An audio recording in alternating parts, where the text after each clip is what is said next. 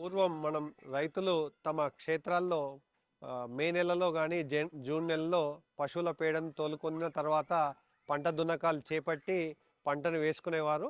ప్రస్తుతం గ్రామాల్లో పశు సంపద తగ్గిన నేపథ్యంలో పశువుల పెంటకు బదులుగా కేవలం రసాయన ఎరువులను మాత్రమే రైతులు వాడుతున్నారు.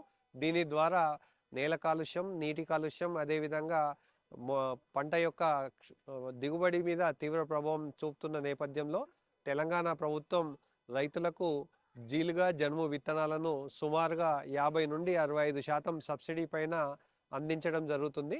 ముఖ్యంగా దీని ముఖ్య ఉద్దేశం జీలుగా, జనుము విత్తనాలను నాటిని 40 రోజుల పాటు పెంచి కలియదున్నినప్పుడు సేంద్రియ కర్బన పదార్థం పెరిగే అవకాశం ఉంటుంది.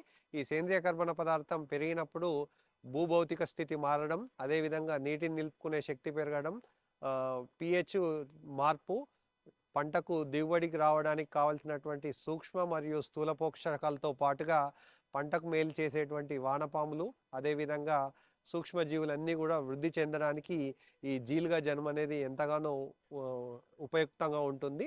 దీన్ని ఉద్దేశించి రాష్ట్ర ప్రభుత్వం సబ్సిడీ పైన జీలుగా జనుము విత్తనాలను అందుబాటులో ఉంచడం జరిగింది.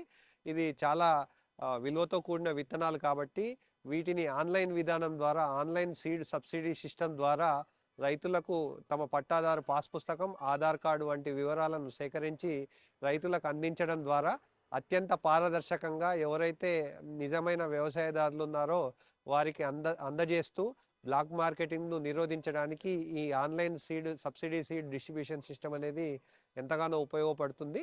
ఈ జీలుగా జనుము విత్తనాల పంపిణీ పైన, అదేవిధంగా దీని వాడకం పైన విస్తృతంగా వ్యవసాయ శాఖ ద్వారా వ్యవసాయ విస్తీర్ణాధికారులు, మండల వ్యవసాయ అధికారులు గ్రామాల వారీగా క్షేత్రాల్లో పర్యటిస్తూ వారికి అవగాహన కల్పించడంతో పాటుగా ఫీల్డ్ డెమాన్స్ట్రేషన్ చేయడము, అదేవిధంగా చేసిన రైతుల యొక్క ఫలితాలను మిగతా రైతులకు చెప్పి ఎక్కువ విస్తీర్ణంలో వరి వేసే ప్రతి రైతుకు కూడా ఈ జీలుగా జనుము విత్తనాల పంపిణీ కార్యక్రమం చేపట్టడం ద్వారా మెల్లిమెల్లిగా సేంద్రియ కర్బన పదార్థం నేలలో పెరిగి రైతుల యొక్క దిగుబడి పెంచడానికి వ్యవసాయ శాఖ కృషి చేస్తుంది.